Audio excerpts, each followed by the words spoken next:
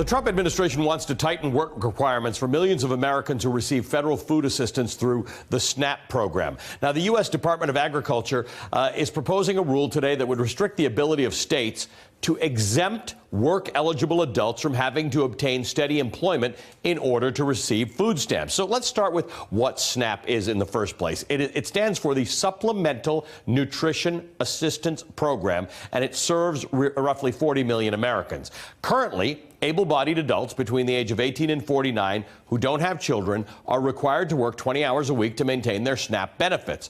If they don't meet the 20-hour work requirement, work-eligible able-bodied adults without dependents, known as ABAWDS, I'm not really sure why anybody thought that was more helpful than just saying it, can currently receive only 3 months of SNAP benefits over any 3-year period. But there are exceptions, and this is where it becomes complicated. States with an employment rate of 10% or higher, or a demonstrable lack of sufficient jobs, can waive those limitations. States are also allowed to grant benefit extensions for 15% of their work-eligible adult population without even getting that waiver. If a state doesn't use its exemptions, it can bank them to distribute them later, creating what Agriculture Secretary Sonny Perdue referred to as a stockpile.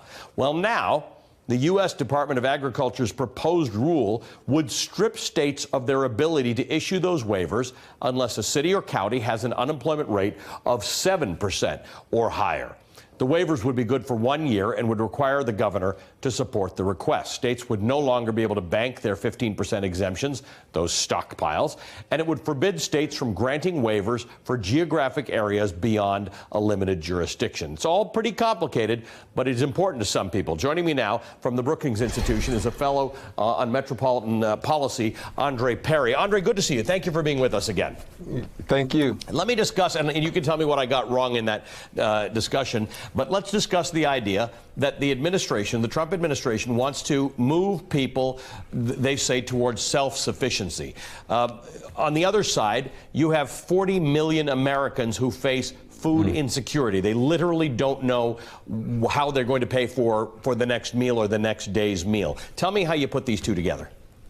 You know, since 1996, when TANF was passed, Temporary Assistance for Needy Families, there was this trope, this welfare queen, people living on the dole, that generally Republicans have reverted to distract people from the weaknesses of the economy.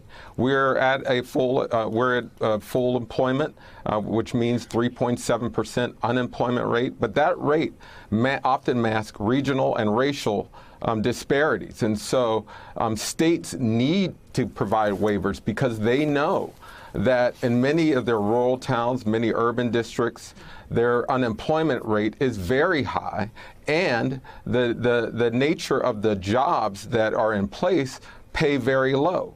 So folks really do need these, or states really do need these waivers to recognize the disparities that are occurring in their states. Andre, who gets hit the hardest by these proposals, and for whom might it be appropriate? In other words, are there some people, you know, able-bodied people between the age of 19 and 49 without dependents, for whom it makes a lot of sense?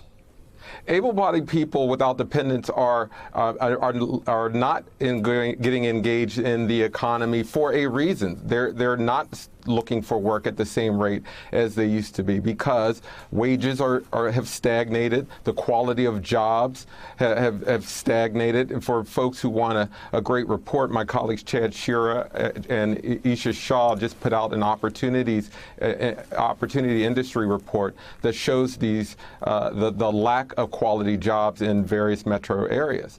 But there's a reason why people aren't looking for work as much, and they do need this assistance. The way the program is set up is that the more income you make, the less benefits you can get. If they really wanted to encourage people to work, they would have a much less dramatic drop-off of benefits. People need better wages, and people need benefits at the same time. So this is going to impact white men, uneducated men, black men in inner cities.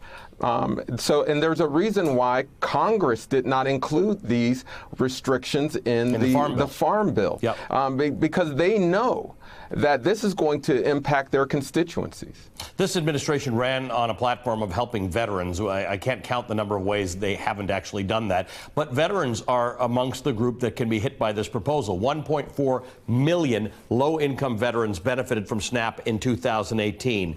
That is a constituency for whom this is not a good move.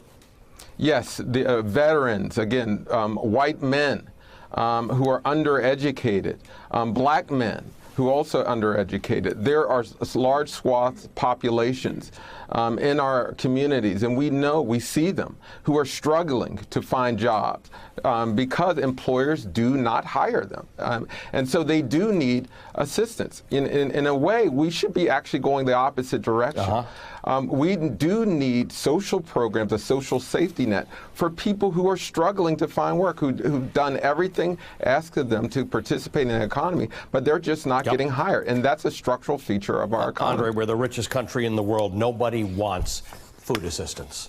People want to be able to work to be able to get the food that they need, but we have 40 million people who don't know where the next day's food is coming from. You're right. We're going in the wrong direction.